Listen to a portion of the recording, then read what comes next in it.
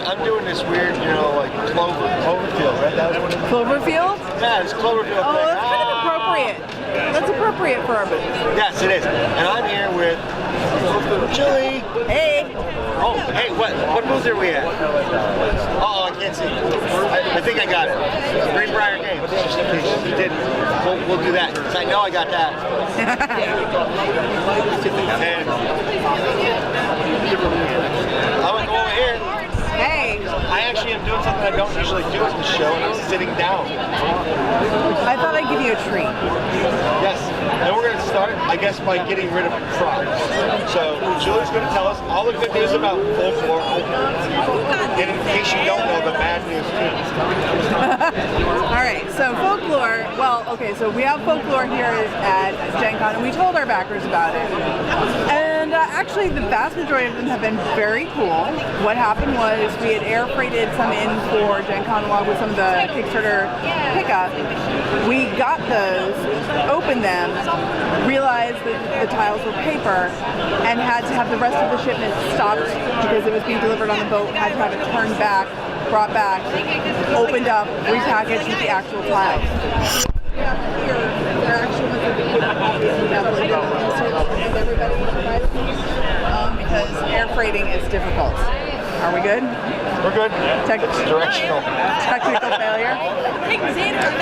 But we have it here, and you're able to see it, and people are able to play it. And so far, it's been pretty awesome because people who have gotten it can play it, have come back the next day, you know, like buy the core, have played the first chapter, come back for the expansion already the second day. So it's been a good weekend, and it's positive, which is really good for the game and for all the people who are going to play it out there. So I'm really excited for everybody to get their copy, including the person behind the camera right now, including me.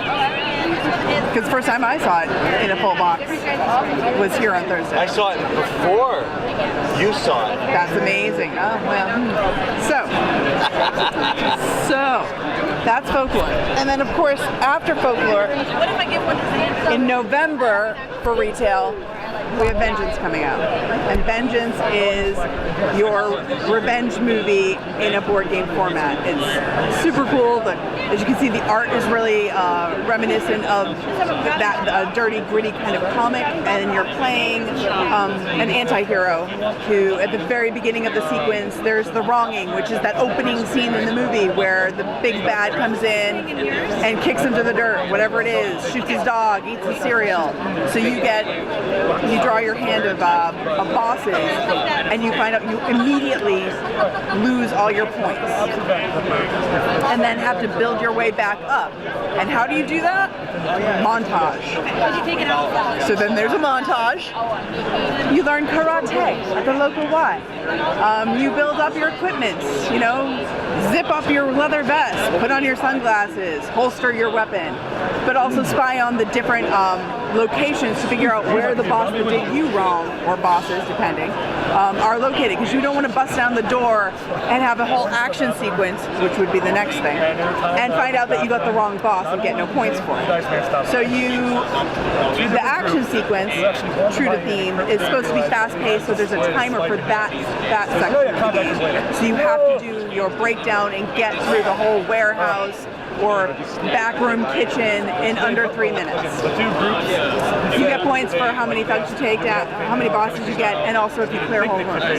It alternates between montage and action scenes, and of course, if there are multiple players, they're also trying to get at the people who did them wrong, and if there's a conflict of interest in revenge, you're trying to get to the right bad guy before somebody else does, because they'll get all the points and you won't. And it's gorgeous, and there's so, again, this is the Gen Con of, we have all the miniatures, all of them, and all the stuff, and all the games. So there's that.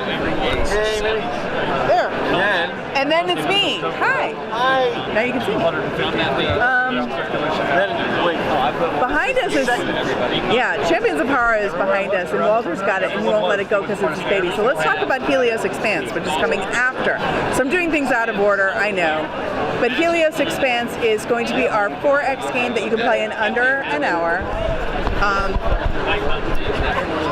what you're doing is you're taking your ship, who has traveled across from our solar system to far galaxies and is trying to expand before all the other ships that have come from our solar system. And so grudges are long and hard, and people want to take over planets before others.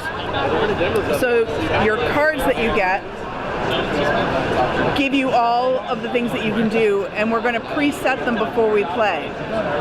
So I'm going to decide, well, first I don't want to colonize first because I'm in a wormhole. I'm hopefully going to get something that allows me to move first. So I would move, and probably the first round everybody would pick something that was a move oriented. So we would all choose. And then maybe I'm picking aggression, I'm attacking, or maybe I'm colonizing first. Maybe I'm trying to level up on my technology or military before I start doing things that are more aggressive. There are 5 turns per round. That's the Death Star. No, it doesn't. That is not at all what we would have, because that is copyrighted. It's the Star of Death. I like to think of it as actually, quite possibly, if all the big brand names companies got together and made a ship, they'd want something that looks fairly recognizable and trademarkable, and therefore that's what they would make. So it's all the big companies. That's the company conglomerate. That's the union worker ship. I was going to call it McGoffin. Well, Yep. I mean, you could ask him, if you go back and ask him right now, he'll walk. Your more traditional fare, yeah. That one too. Oh, look, it's a Chinese sailboat. Now, Using solar sails. We had some fun. So it's up to 5 players. You're moving out. You're putting down your colonies. You're attacking others. You can push people off their colonies, and of course it's 5 turns per round, 5 rounds. At the end of that, the person who has put out the most colonies and explored the most of the board and leveled up the most in their technology will get the most points and be the winner. So I just finished, we were almost on the game when you showed up, and we had been playing it for maybe 15 minutes, and we were in round 4. Wow, that's fast. It's a quick 4X game. If it was smaller, it'd be a play while you wait. Yeah, but then you wouldn't have the pretty art. I want the pretty art. Yeah, the art's pretty cool. And I want the cool miniatures. So there it is. I've corrupted them, but You did not. I was already corrupted before you got here. It's all good. And then of course we got Champions of HARA. You wanna do the pan around? We can do this. So Champions of HARA is Saturday morning cartoons board game. I got it. So you have 6 worlds. Each world has its own champion. You would pick a champion, and then based on what champion you had, you would have your own card deck of actions you can do. There's a PvP game version where you are trying to get the most points on your tracker. thank you so much. The person did level up on all 3 of their energy the first and get back to the center of the dojo first wins. They do that by fighting monsters and closing rifts, which come out of the decks. If you are the winner, then you can choose the condition that you want to do for the co-op. So each champion has 2 co-op scenario conditions based on their winning the PvP. You don't have to do it that way, but it definitely has more of a legacy aspect if you play the PvP and then the winner. There's always this balance in HARA because it's all these worlds are colliding through rifts. So every positive effect has a negative interaction and vice versa. So the champion will then have a big bad from their world enter, and then it's a co-op that you're trying to fight that big bad, and win conditions can be different. Yeah, that's Persephone. So Persephone her ability is the more she gets hurt, the more frightened she becomes, the more terrified she is, the more powerful she is because it's her nightmare that's attacking you. Oh, we did it. Look at that. This one, though. That's Inoki. He's one of the big bads. He's a mushroom bad guy. I love him. I love him. He's a mushroom. So he attacks you with his sort of quasi katanas, but he also can throw spores, and then he makes you sickly because you've been spored. Cool. What else?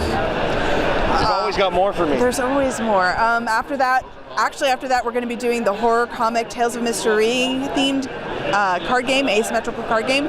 One person plays a hero, everybody else plays a villain. Yeah, and then it's Tales of Mystery and and Nightmare World are the two comics created by Dirk Manning. We have the IP for both, and we have many of the artists who worked on both projects doing the art for the game. So it'll be unique art, but based on the characters and the stories that have already been made. So cool. So that's going to be fun. Very cool. And last year I did. So that's what the box is going to look like. Graveslinger? Stuff will change. Well, I did that, but I did that before here. I did that between Origins and Gen Con. I have no idea what you guys are here. The Robot Attack game. They kickstarted it last fall. I can't pull it off like that. Robot Attack game. Yeah, it was. He was here a minute ago. I saw him. The designer was. Oh, Aegis. Aegis, yes. Yes. So they had a successful Kickstarter. They are waiting on fulfillment, so they don't have anything for sale yet, but they are demoing in the events hall. So it's. Ah, that's why it's not here. It's over not there. here. Yep. So you're playing games, but they don't have any for sale yet because it's also being manufactured. So they're not. They're working on it. They're working on it. Okay. Cool. 6 characters in the core game. Bye. Bosses. Expansion launching at the same time with it. Comes with 3 more badass characters and 3 more monsters. It's weird to do one this. of which is going to be. So don't do it at home.